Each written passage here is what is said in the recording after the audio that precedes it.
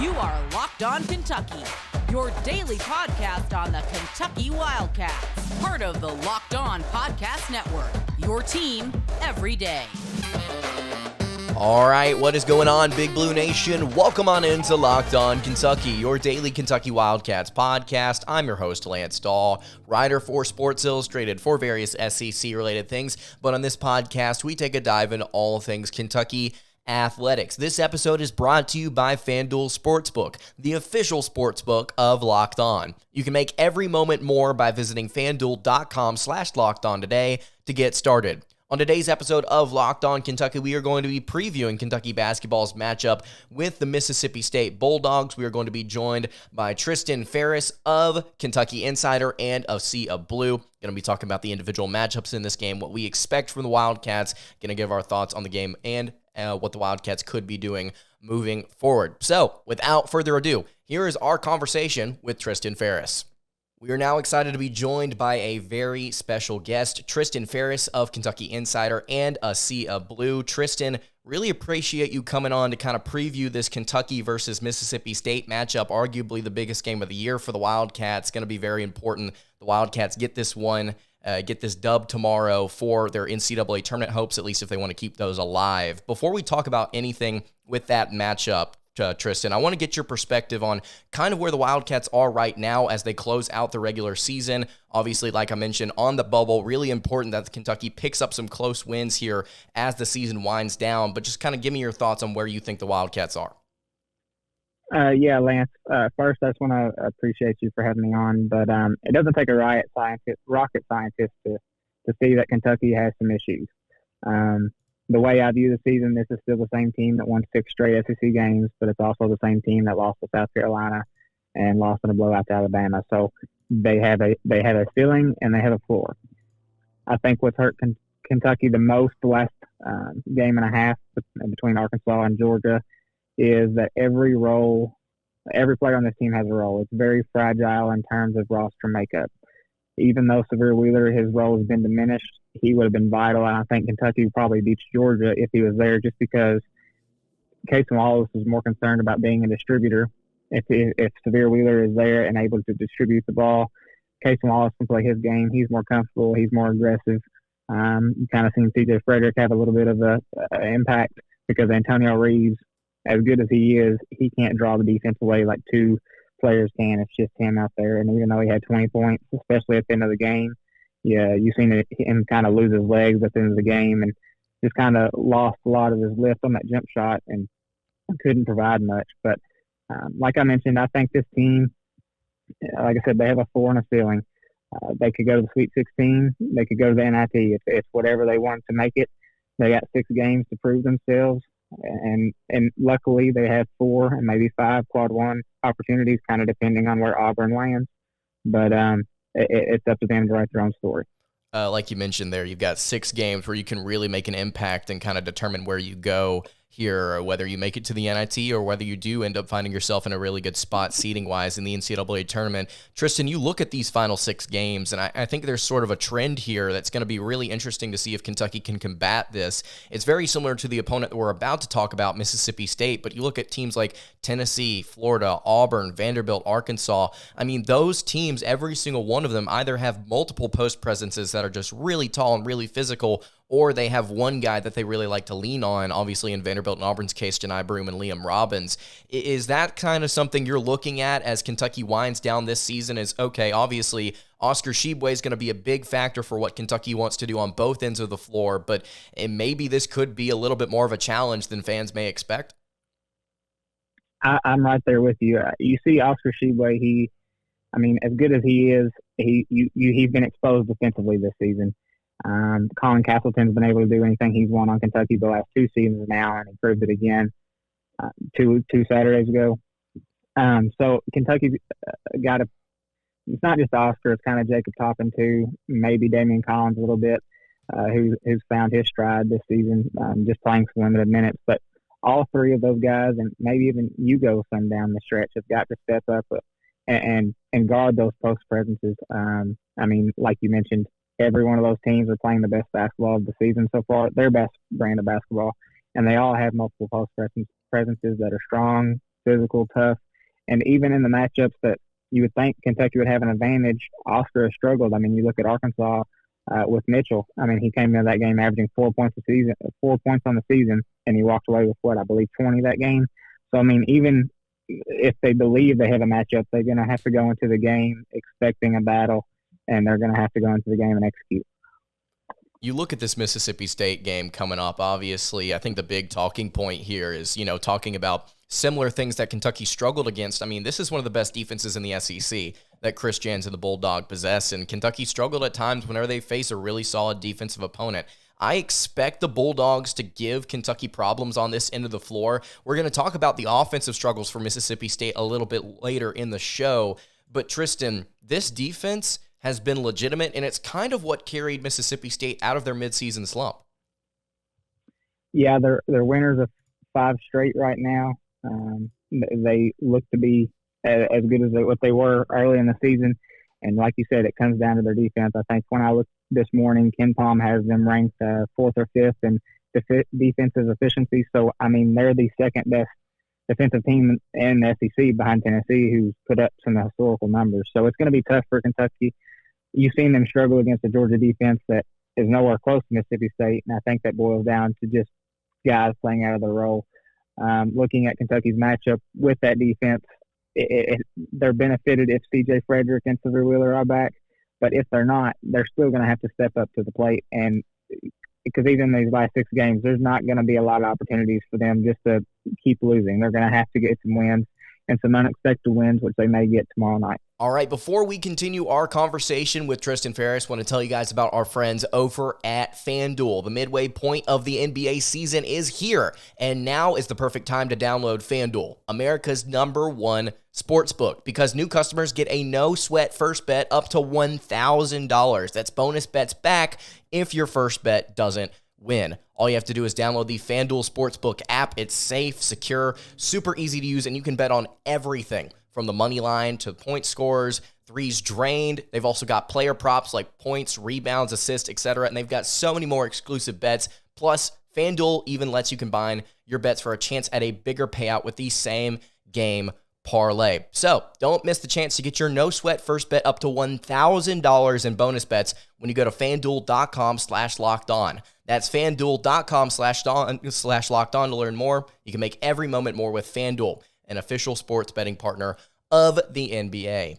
I think they're going to have to if Kentucky really wants to push the pace in this game. I agree with you. If they have their extra guards back in this game, it's not necessarily what those 2 guys do statistically for you. It's what they do for the entire rotation, in my opinion, just looking at the way that they kind of, first of all, help other guys kind of step out whenever they need to. But second of all, also, you mix and match these guys with different players on the floor, and I think you find different success. I mean, that's what Coach Cal's been trying to do this entire season, is try and find that lineup that really works for him. Without those 2 guys, Wheeler and C.J. Frederick, on the floor, I think the other important thing that Kentucky's going to have to work with in that half-court offense is that pick and roll. We got to see against Arkansas. Obviously, only 73 points were scored, but you look at what Kentucky was doing in that first half. I mean, there were several different actions similar to a pick-and-roll style where you saw Kentucky get downhill and get to the rim, and they look good.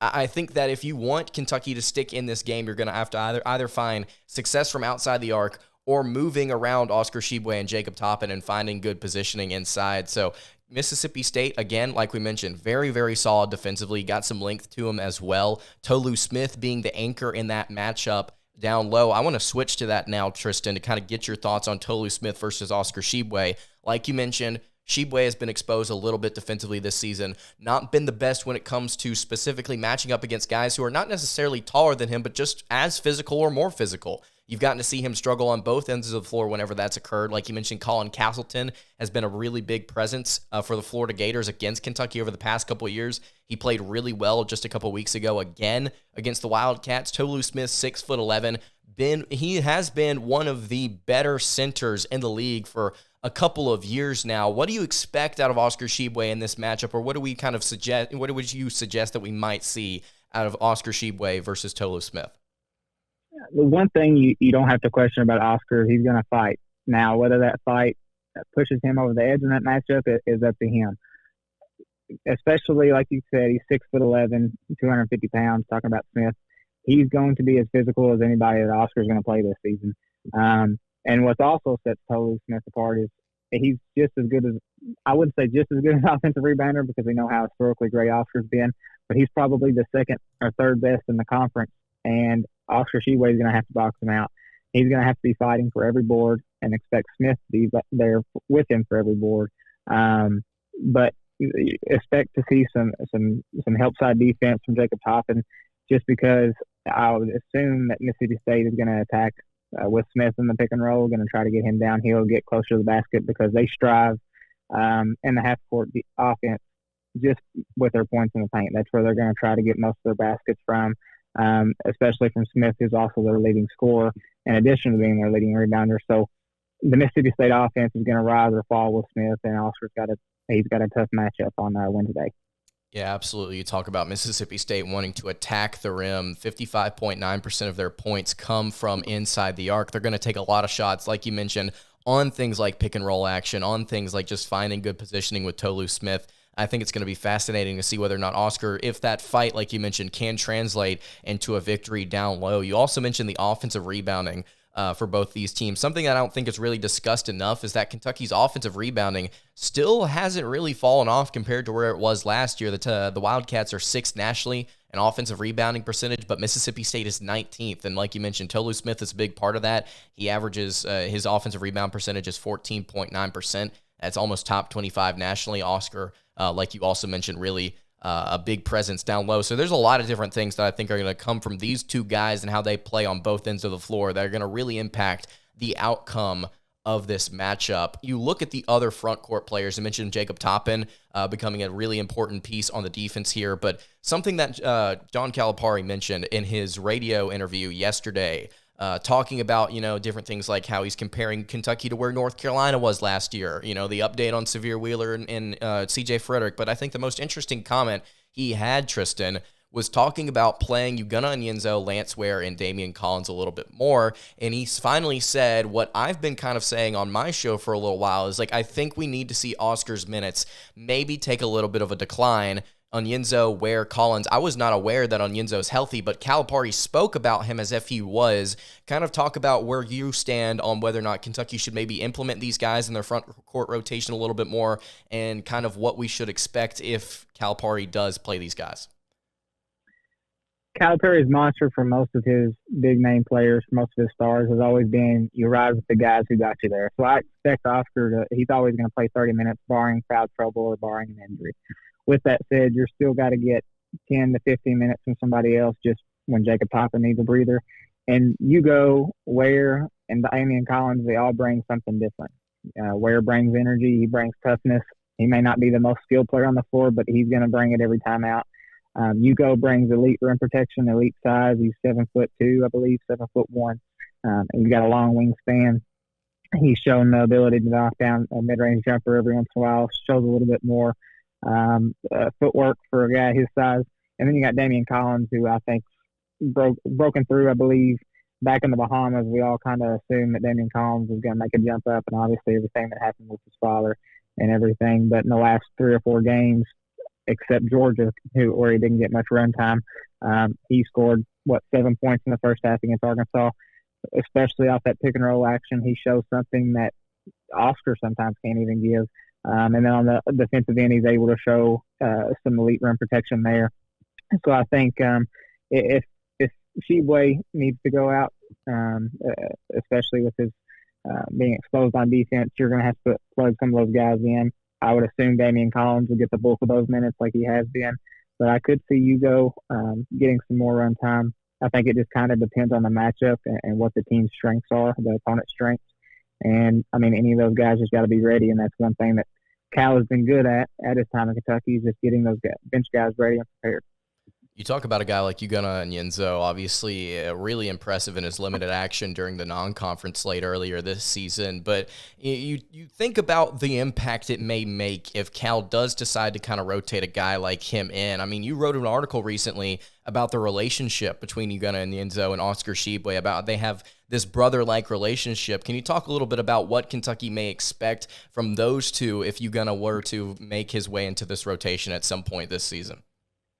Yeah, so if you get to Rupp Arena early enough, and sometimes just on road games, you see Oscar and Hugo just battling each other one-on-one. They're smiling, they're laughing with each other, and I had the opportunity to talk to each of them about it, and they talked about being an older brother, younger brother type relationship. Obviously, Tshiebwe's 23 years old, and Hugo turned 18 just in the fall. So there's a 5-year age gap, and Oscar's experienced a lot of stuff that Hugo is experiencing or is going to experience, and he's kind of stepped up into that big brother role immediately, is what Hugo told me. And it's mainly been on the court from what he talked to me, just especially on those one-on-one battles. Those even get more intense in practice, which surprisingly, he said the last 2 or 3 he's actually been winning over Oscar, and kind of surprising Oscar what he's been able to do in his development over the season, which I think is a good sign, especially if you were to play. But it's also just kind of off the court. I think here's the quote he gave me regarding Oscar. Know where you come from, where we're from. Being from Africa, we need to work. We should have that fighting spirit in us, and we don't quit. So, that's Oscar's favorite word is to fight, and I think that's what he's teaching Hugo. And I think if he were to play this season, he would fight. He would be in there fighting as much as he can, but I think we're more likely to see him next season. From what he's talked to me, that's been the plan all along, and that's when he feels like his time is. I'm excited to see what the matchup with him and Aaron Bradshaw looks like, not just in practice, but also whenever they're on the floor individually. I'm excited to see what Kentucky's front court looks like with a guy like Ugonna Onyenso. Hopefully he's able to get a little bit more polish to what he does overall, particularly offensively before next season. He could be a very, very valuable piece to next year's team, which, to be honest with you, the more I look at this upcoming recruiting class, man, I'm very thrilled to see what this team does next season.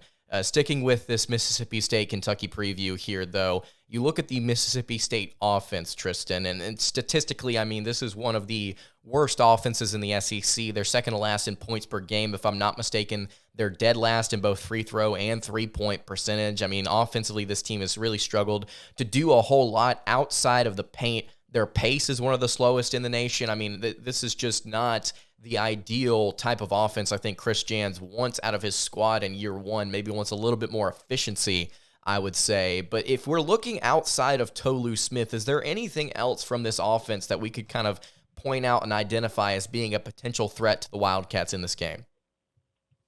Outside of Tolu, Mississippi State's biggest threats that I've been able to, in my time watching them, has been their ability to score in transition. They force 9.4 steals per game, which is one of the highest marks in the country. And they also, like I mentioned earlier, just try to get in the paint.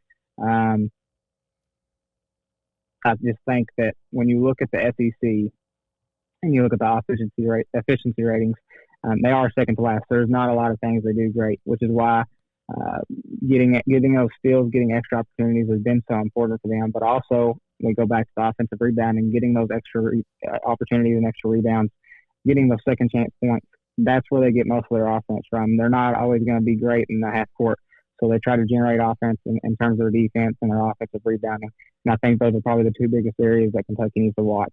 If they're able to limit them on the offensive glass and they're able to take care of the ball, that forces Mississippi State to have to score on their half-court offense, which they've obviously struggled with this year.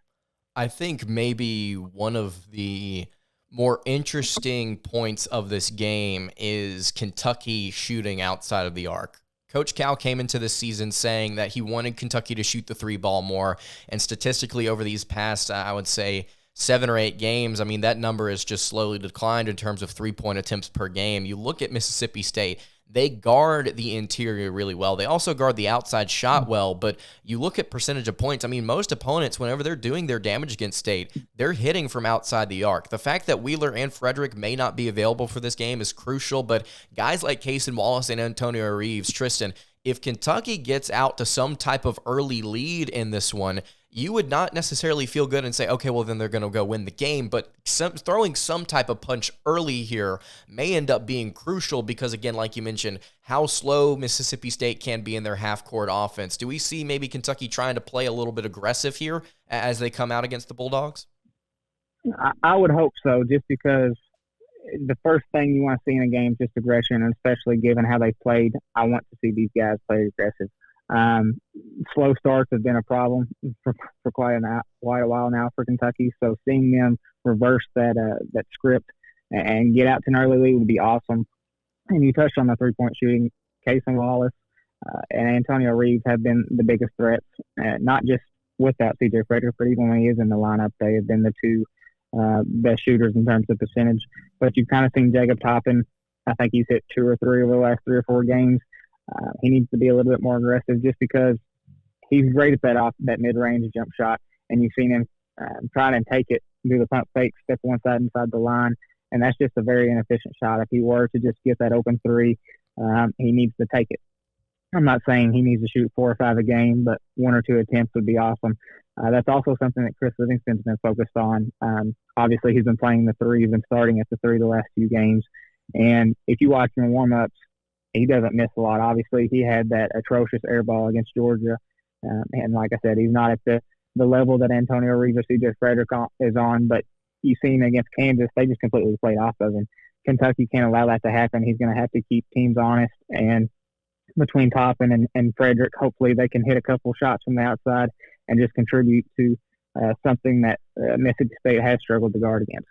This is going to end up being a really big game for the Wildcats, like we mentioned earlier. Final thoughts, Tristian, on this one and perspective on what this game really does mean for Kentucky's tournament chances.